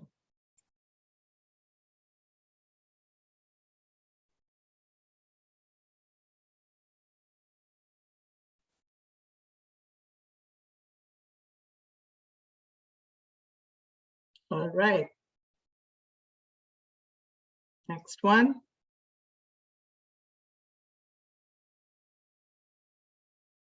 Lakshman is leading.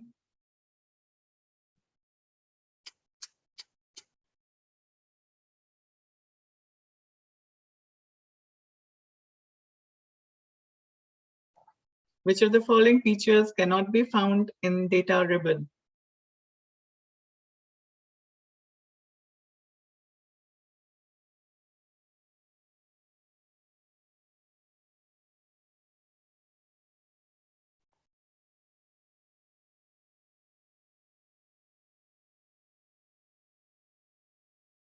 We have 5 correct answers. And we'll go to next tab. Next, let's see. Right, Ankit has gone up. Next, should I put on the music? It's too It's silent. fine. Just I can. It's like so tense. The people stressed out. In which tab of the ribbon can you change workbook views to page break preview?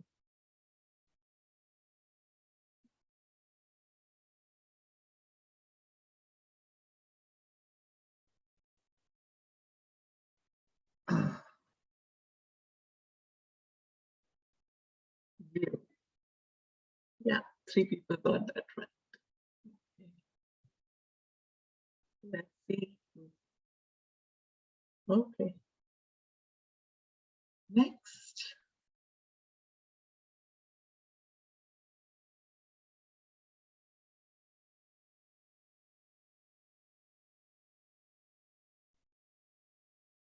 What are the keyboard shortcut keys to edit formula in a cell?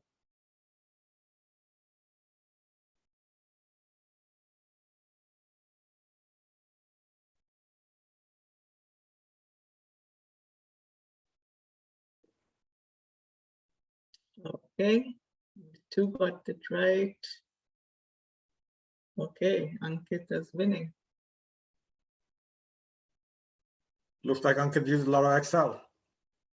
I don't know, I'm not able to hear because I think Okay. some issue. Okay, what are the keyboard shortcut keys to insert a table?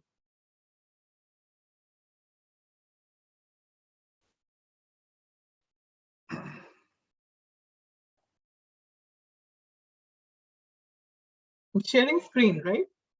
Yeah, I can see your screen.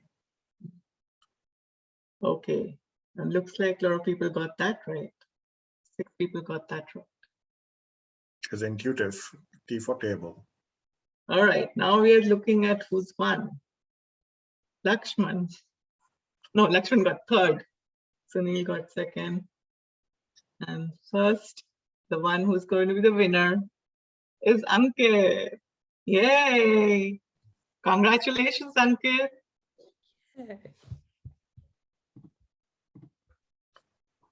Nice to see you there, Ankit. Ankit, Your celebration dance there or celebration music? I don't know. yeah, from the winner, we need to have a dance now. I already did. You already did, we didn't see. I think few people saw. What's the proof? Did you record? No. I mean, so yes, I have used Excel quite often.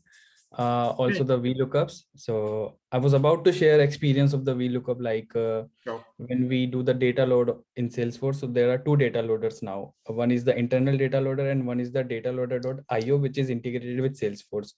So we got the requirement that we have to import the contacts and then we have to attach the account ID. So earlier we used to do the VLOOKUPs and then finding the account IDs based on the account name, because the salesperson didn't know what is account IDs and they just provided the name. So with the help of VLOOKUP, we tried to find out the IDs. But now with the dataloader.io, you can directly find the records based on the name or any custom or any standard field. So that's how, I mean, VLOOKUP is not at all required in data loader. So this is one of the example. Right. So I want to tell them it's just one certification voucher I have for this meeting, but we have on 9th the Dreamforce New York chapter, and for that a certification voucher will also be given. I think for maybe 3 people. So do join on this group for that. I'll be posting today itself that meeting. So please join. This certification I can use only on $200 or 400 also? Yeah, I think it's valid for both. Oh, great. Yeah. Okay, nice. Good. What certification you plan to go for? Data architecture. Wow. Oh, so how many certifications you already have? I have only 8. Only 8? Only? That's a lot. I mean, I feel only. I know, I'm trying to get 2 more. Just can't even. I'm You're aiming. a certification champ. No, I'm aiming to be an architect by the end of this year. So now I got. Oh, let's get you there. Yeah. Wow. In 21 days, 26 days. I'm fully prepared. I'm just waiting for the voucher. So this is the day for me. Perfect. I'm happy to that this has helped you. And where are you based out of, Ankit? Where are you located? I'm in UK. In UK, okay. So what time is it over there right now in UK? It's 6:30. Oh, not bad. Okay. Yeah. But it's nice with all this Ohana now. Like you go down to different time zones, different time. Like you meet people from all over, right? Yes. And you can learn from like everyone's doing differently. Like even the culture is different. Of like okay, the coffee is different maybe, but the same thing is like I know. But overall, you can see different ways people are using in different orgs. How they're using, like you just mentioned about the VLOOKUP stuff, right? And there'll be different use cases, right? And all are unique, right, in your own way. And all the best for your exam. Yeah. Okay, so that was, we covered quite a bit today, right? We did so much. So I'm very happy we all did it, covered it all. And yeah, so have a great weekend ahead. Congratulations again, Ankit. Thank you. To talk about meeting in the social media, guys, that we appreciate that. What the 3 things you loved about the meeting, so we can keep doing that, right? 3, 4 things that you liked. Mention that in social media. We'd appreciate that. And how will I gonna receive the voucher? Through email? Contact me through email. Okay. Yeah, just contact me. I can. Shiva, you have your LinkedIn there. I don't know. Did you put your LinkedIn? I put LinkedIn, my contact address, but Ankit, I can send you separately to my email. Yeah, it's there, right? Ankit, if you go to the chat message, there's a LinkedIn, you can connect with Shiva on LinkedIn. Yeah, I had already shared all my. Yes, there. Actually, you go on the chat, is there. And for the people who would like to save the chat, feel free. Like I put my LinkedIn there. Please feel free to connect. Lauren, I've not connected with you yet. I'll certainly. Do you have a LinkedIn there, by the way, Lauren? I do. Bear with me one sec. I'll get the links. I guess like people can put in LinkedIn and connect with people. I guess like Ohana anyway. And if somebody wants to save the chat, there are 3 dots in the chat. They can go and save that chat, and they can have all the messages there too, just in case. Yeah, you can look it up later. You posted individual results on this quiz? I think they just declare the top 3, or I think we give you runners up. I'm assuming. Shanti wants to see your score. No, I'm assuming I'm like a 0 out of 5. Sorry. You know, the thing when I was clicking, I was not able to see on the screen. Yeah, when I'm no, I think, choosing. Yeah, I was. Sunil told me that that they could see, so I think that should be okay. Yeah. So yeah, you can. So that's a good tip by Sunil, that you can save the entire chat. Yeah, runners up, Vivek and Diana. Oh, good! Congratulations. Yeah, so I already mentioned the first 3 people, and then those 2 were the runners up. Yeah, you come up with this amazing contest with the wonderful gifts. Thank you. It's creative, very creative. Thank you. just keep coming, and I appreciate your participation. And yeah, you never know. Next time, I don't think there's any quiz or anything. You just get it. So Wow. That's yeah, a I new think because it's a combined event. So yeah, just come. You never know. participants. Yeah, participation, and there is some criteria. So I wouldn't say that there's no criteria. There would be some criteria, but there's no quiz. Yeah. All Awesome. right. I think I'll give the 3 minutes back. Thank you for hosting, and it's wonderful. Okay, thanks so much, Lauren. Thank you. Happy holidays. Happy holidays to everyone. Yes. And stay safe. Enjoy. Thank you. Thank you, Sunil. Thank Bye. you, everybody. Bye. Bye-bye.